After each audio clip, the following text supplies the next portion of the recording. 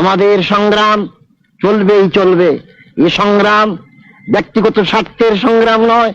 Leaders of every party in East Bengal, like Maulana Bhashani, echoed the need of every man to struggle for his birthright. কে ফজলুল হক কিভাবে শেরে বাংলা উপাধি পেলেন, এই প্রশ্নটি অনেকের মনে। বরিশাল টাউন হলে মিটিং চলছিল।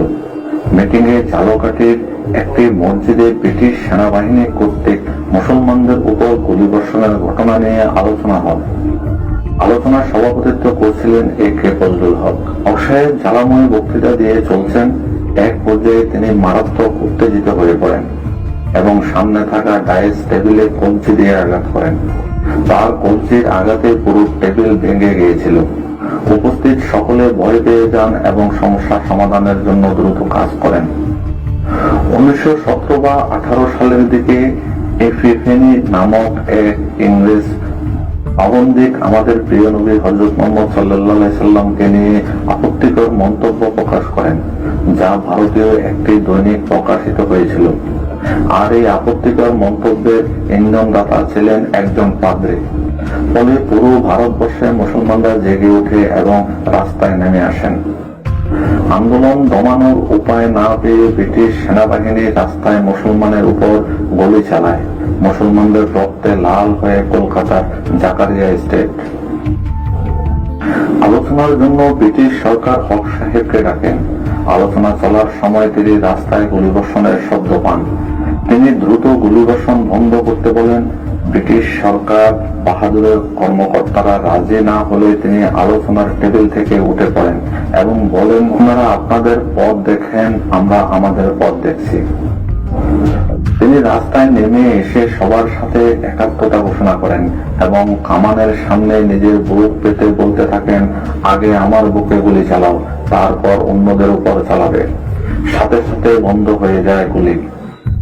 দ্বিতীয়বার আলোচনার টেবিলে ডাকলে তিনি এফিফেনি ও পাদ্রীকে 1 ঘন্টার মধ্যে ভারত ছাড়া আহতদের সুচিকিৎসা ও নিহতদের ক্ষতিপূরণের দাবি করেন।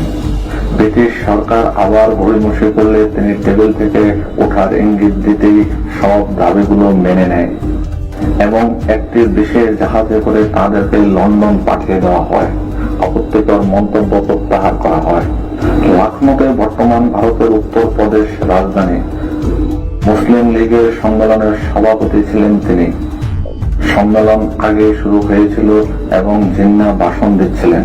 হক সাহেব ওখানে উপস্থিত হওয়ার সাথে সাথে লাখো উর্দুভাষী জনগণ অশান্ত হয়ে ওঠেন এবং হকের নামে স্লোগান দিতে থাকেন। কেউ আর জিন্নাহর ভাষণ শুনছিল না, এই জন্য ভাষণ বন্ধ করে দেওয়া হয়।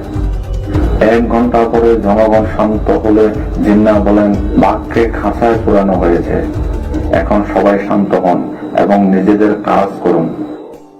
হক সাহেবের বক্তৃতা দেওয়া শুরু করলেন উর্দুতে। জনতা নির্বাক হয়ে তাকিয়ে আছেন, একজন বাঙালি কিভাবে এত সুন্দর উর্দু বলতে পারে।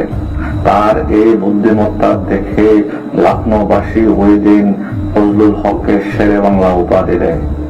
ঢাকা বিশ্ববিদ্যালয় ও আলিগড় বিশ্ববিদ্যালয় প্রতিষ্ঠার মানুষদের ভূমিকা এখনো অস্বীকার করার মতো নয়।